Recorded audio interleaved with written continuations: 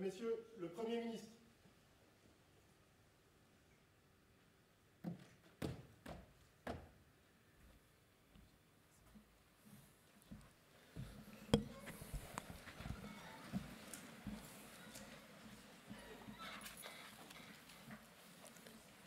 Merci à tous d'être là. Alors je vais distinguer d'abord une auditrice qui n'a fait, m'a-t-elle dit, que 10 jours dans vos rangs.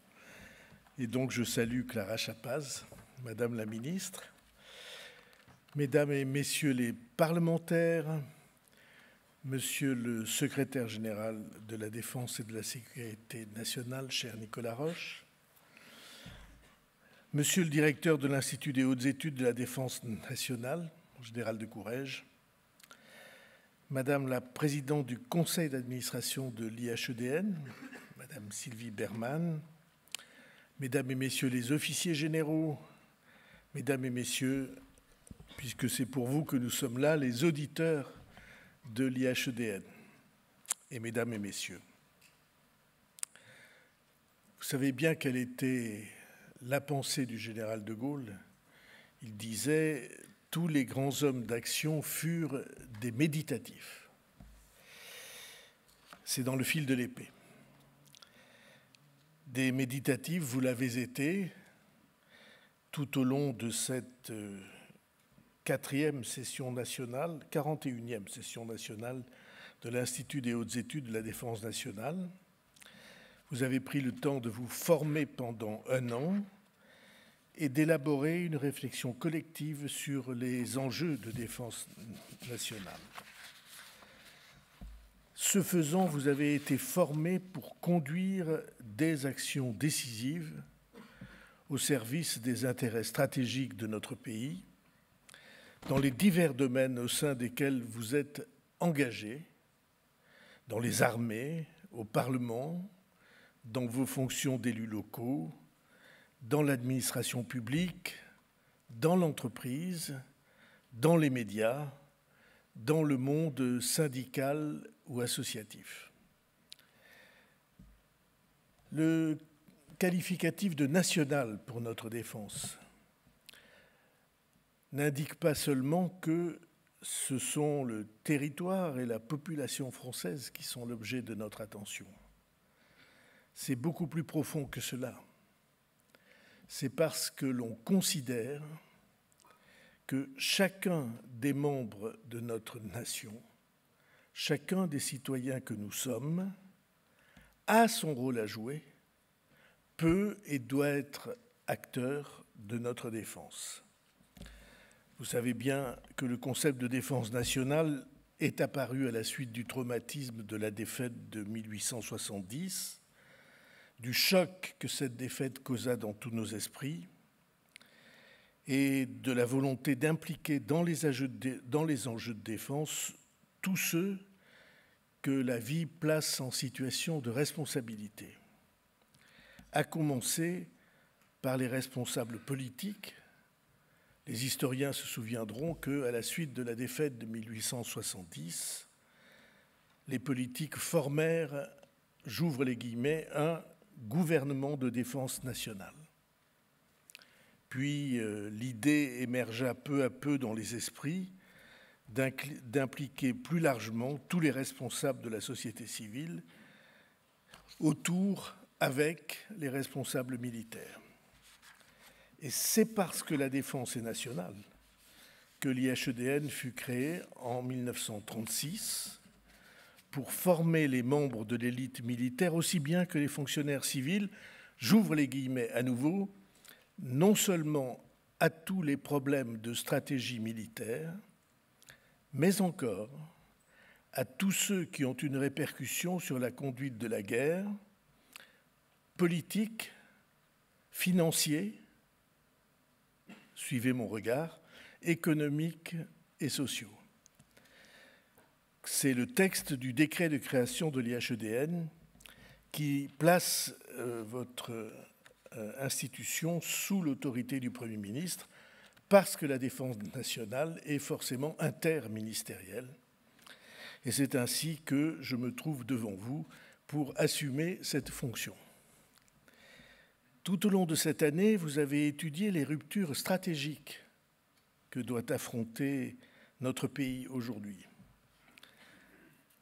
Il n'y a pas de thème qui pouvait être plus d'actualité, parce que dans les tourments du monde dont nous avons fait l'épreuve depuis 4 années, évidemment, une des conséquences principales, ce sont les interrogations stratégiques et les ruptures que celles-ci laissent pressentir. Tant des changements si profondément radicaux ont été ressentis, analysés, qui font que l'on doit parler d'un véritable basculement du monde qui a emporté nos repères habituels, puis-je ajouter avec modestie, qui a évidemment troublé les repères habituels, y compris des stratèges. Ce basculement est marqué d'abord, c'est une évidence aux yeux de tous, par la prééminence de la force, perçue désormais, ce qu'on croyait avoir oublié depuis très longtemps, depuis la guerre en vérité, perçue cette violence, cette force, comme le mode de règlement des conflits qui permet d'imposer sa volonté et comme le seul moyen d'obtenir des effets immédiats. Vous faites l'épreuve tous de ce que cette force désormais gagne en intensité sur le terrain militaire avec le retour des conflits de, comme vous les nommez justement, de haute intensité.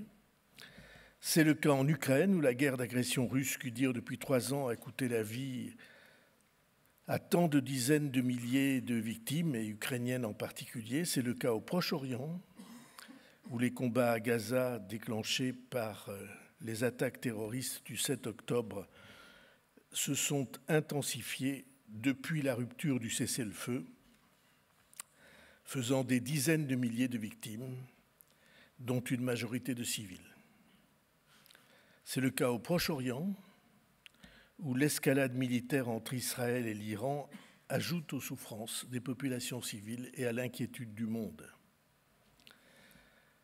La France ne cesse de chercher diplomatiquement les voies et moyens pour parvenir à la paix entre l'Ukraine et la Russie, entre Israël et ses voisins, mais cette force conquiert de nouveaux terrains, y compris dans le domaine géopolitique, où nous voyons remise en question des alliances et des partenariats établis depuis la fin de la Seconde Guerre mondiale et que nous croyions immuables.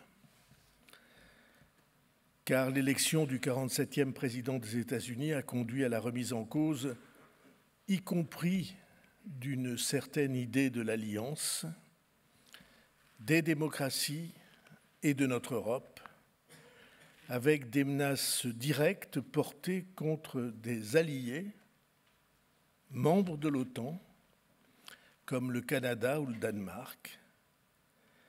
Danemark, de surcroît, membre de notre Union européenne. Et cette remise en cause a enclenché, vous le savez bien, une périlleuse guerre commerciale entre alliés de la veille. Et donc, ce à quoi nous assistons et qu'il faut nommer, qui est sous nos yeux, c'est au remplacement de la force de la loi par la loi de la force. La conviction que nous avions que l'avènement d'un monde démocratique régi par des règles internationales visant à éviter la guerre était établie, sinon pour toujours, du moins pour longtemps. Et ce que nous découvrons, c'est que le sens du tragique de l'histoire nous rattrape, renforcé de surcroît par le sens de la fragilité de notre planète, secouée concomitamment par le changement climatique. Je voudrais simplement avancer un chiffre que vous avez révisé, j'en suis sûr, tout au cours de cette session. Les dépenses militaires en 2024 se sont élevées à 2 720 milliards de dollars dans le monde, soit une augmentation de presque 10% d'une année sur l'autre, la plus forte observée depuis l'an 2000. Ces ruptures stratégiques nous ébranlent et fragilisent notre pays et notre continent et nous invitent, face à ce constat, à reprendre la devise du maréchal de Lattre de Tassigny.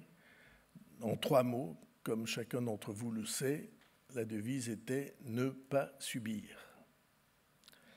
Nous, Français et Européens, pour résister à ce séisme, pour mettre en pratique cette injonction de ne pas subir, nous devons nous interroger sur notre basculement stratégique.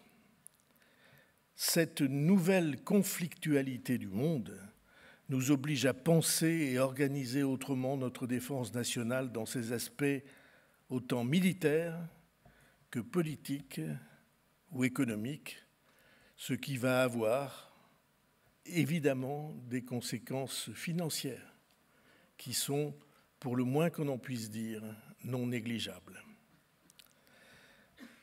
Vous savez aussi que ce qui est interrogé, c'est la base même de notre stratégie de défense qui, depuis les années 60, est assise sur la dissuasion nucléaire, qui était pensée pour parer une menace étatique contre nos intérêts vitaux.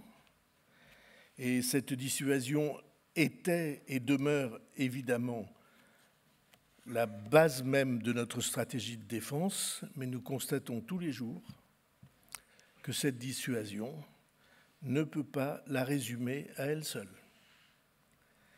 Nos adversaires cherchent aujourd'hui à contraindre notre liberté de choix, notre liberté de manœuvre, par des voies qui contournent notre dissuasion par le bas et nous intimident d'abord au-dessous du seuil de nos intérêts vitaux pour ne pas que se déclenche le réflexe ou l'impératif de dissuasion, d'usage de la dissuasion. Alors vous connaissez tous les menaces hybrides massives qui justifient un investissement important et continu dans nos moyens cyber, de lutte contre les manipulations de l'information et de renseignements techniques. Vous connaissez tous les interdépendances technologiques toujours plus nombreuses qui sont aujourd'hui exploitées et instrumentalisées à des fins de confrontation.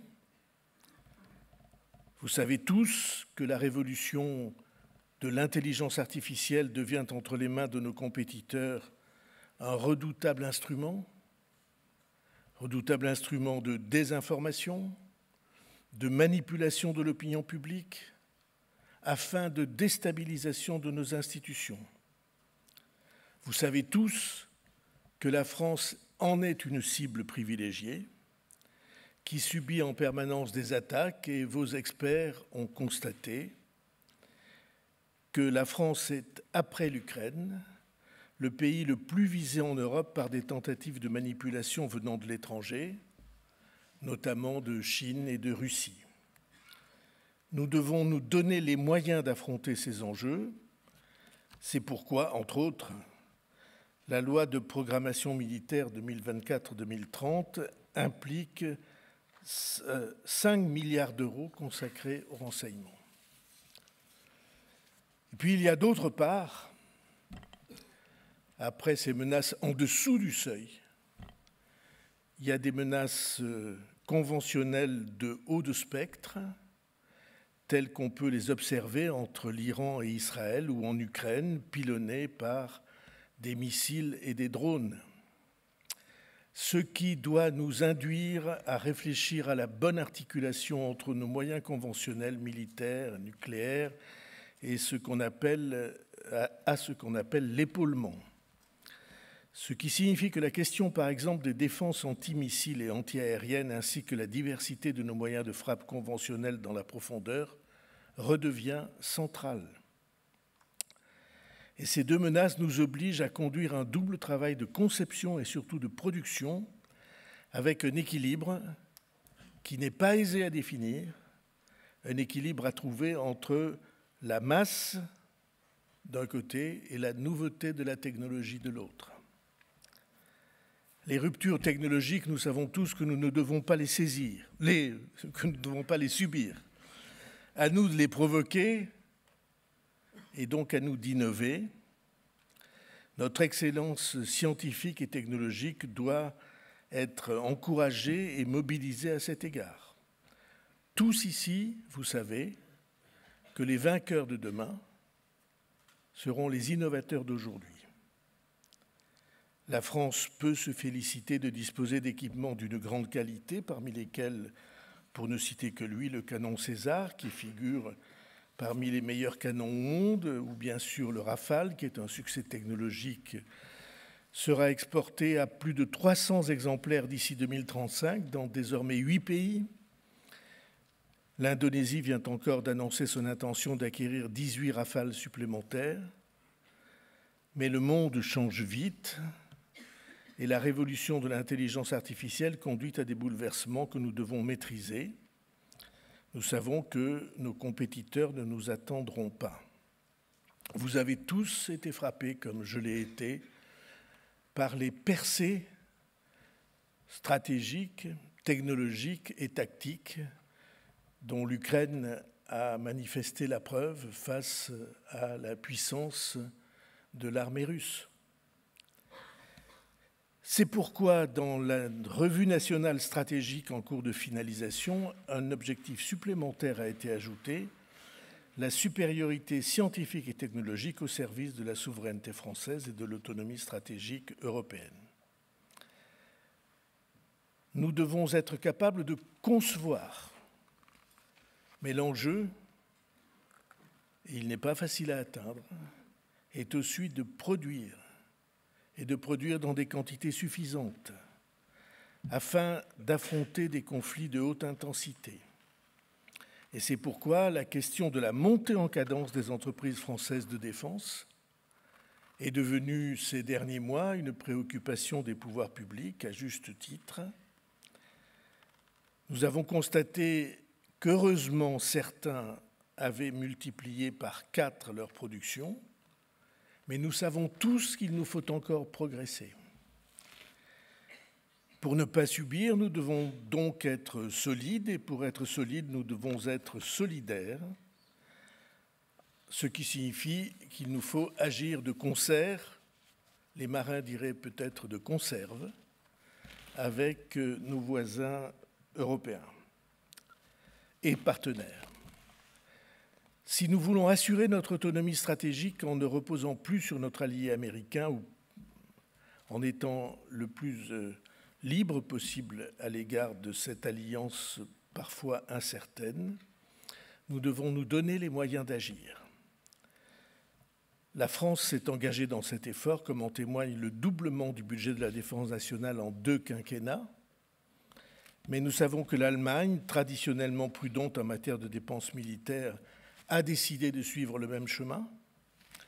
Le chancelier Merz prévoit ainsi de consacrer 500 milliards d'euros à la modernisation de la Bundeswehr et au renforcement des capacités de défense. Nous donner les moyens d'agir, cela signifie développer notre industrie européenne de défense. Nous ne pourrons assurer notre autonomie stratégique si nous ne sommes pas à même de nous équiper nous-mêmes. Or, l'année dernière, les Européens ont acheté environ 79% de leur équipement militaire hors de l'Union européenne, dont 63% aux États-Unis.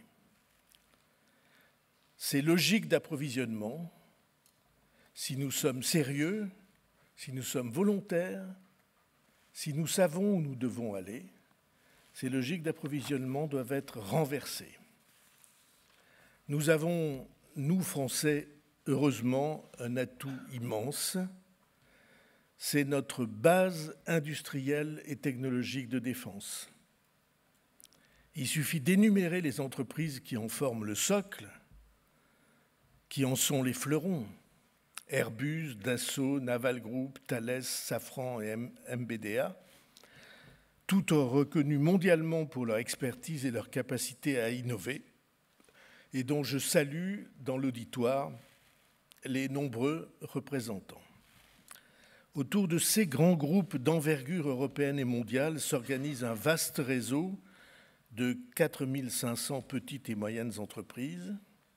150 programmes majeurs d'armement sont ainsi pilotés par la DGA, la Direction générale pour l'armement, dont je tiens à souligner l'action essentielle. Alors évidemment, ce changement stratégique pose la question de nos liens avec les États-Unis, que nous ne voulons pas abandonner, bien sûr, mais que pour autant il faut interroger. Nous pouvons bien évidemment garder nos échanges industriels et commerciaux avec un grand pays allié, mais nous ne pouvons vivre sous l'injonction d'une dépendance structurelle. Chers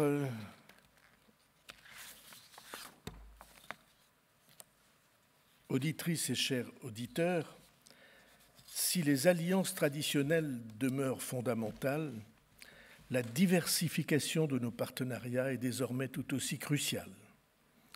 Entre les États-Unis et la Chine, l'Europe, et singulièrement la France, doit s'affirmer, ne peut que s'affirmer, comme un espace de constance et d'attachement à l'état de droit.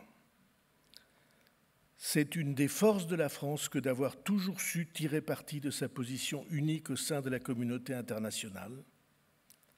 Et c'est aujourd'hui une de ses forces de vouloir incarner une troisième voie que le président de la République a définie à Singapour comme la coalition des indépendants, où l'on retrouve au travers du temps les linéaments de la volonté que le général de Gaulle avait définie et exprimée avec autant de force dans le concert des nations. La présence parmi vous d'auditeurs étrangers montre cette volonté ferme de la France de nouer et de maintenir des liens profonds de respect et d'amitié sur tous les continents. Entre 2024 et 2025, la France a intensifié sa stratégie d'influence en Asie et au Moyen-Orient en concluant des partenariats stratégiques majeurs, comme en Inde, à Singapour ou en Indonésie, mais aussi en concluant un partenariat dans l'intelligence artificielle avec les Émirats arabes unis. Ces initiatives illustrent la volonté de la France de renforcer sa présence sur la scène internationale. Vous avez tous compris ce que cela signifie tout au cours de cette session. Pour ne pas subir le chaos mondial, nous devons l'explorer, le comprendre, l'analyser, comme vous l'avez fait tout au long de cette session sur les bancs de l'IHEDN. L'explorer pour pouvoir mieux y résister, en cherchant dans l'histoire et dans notre histoire de l'Europe à retrouver ce qu'étaient les deux inspirations dans la Grèce antique d'Athènes et de Sparte. Sparte, prêt à affronter les menaces extérieures, Athènes, voulant faire vivre les principes de la démocratie, en tout cas de ce qu'à l'époque on appelait la démocratie, dont je dois avouer que c'est assez éloigné de nos principes aujourd'hui exprimés, mais en défendant une certaine conception de la justice et du respect des libertés individuelles.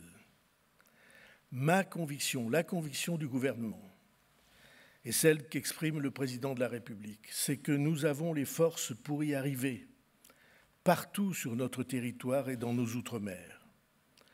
Nous avons une armée robuste, dont je veux saluer l'action exemplaire sous la conduite du chef d'état-major des armées, le général d'armée Thierry Burkhard, et des chefs d'état-major des armées, des chefs d'état-major d'armée.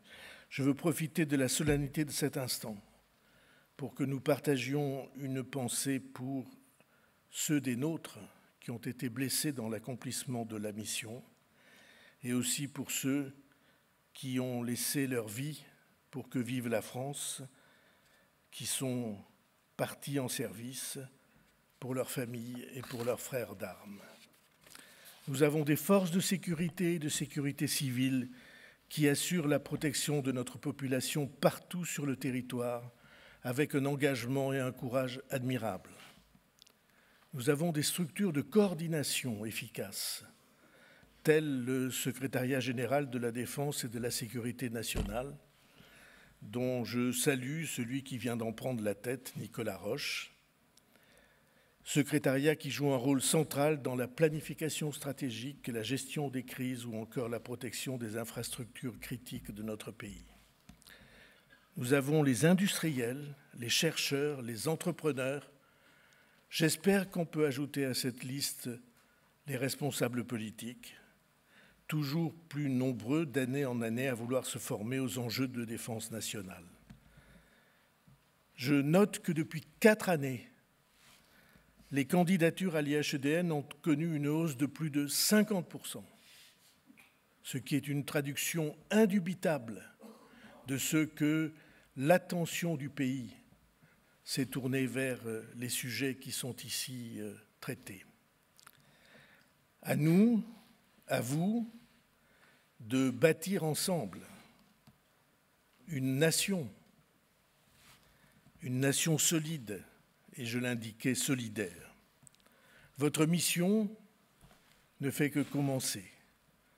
Préparer la France à affronter les défis de demain et assurer sa place et garantir sa place dans un monde en pleine mutation. Et si je reprends la phrase par laquelle j'ouvrais cette intervention, vous avez montré pendant ces mois de travail que les méditatifs d'aujourd'hui seront les hommes d'action de demain. Je vous remercie.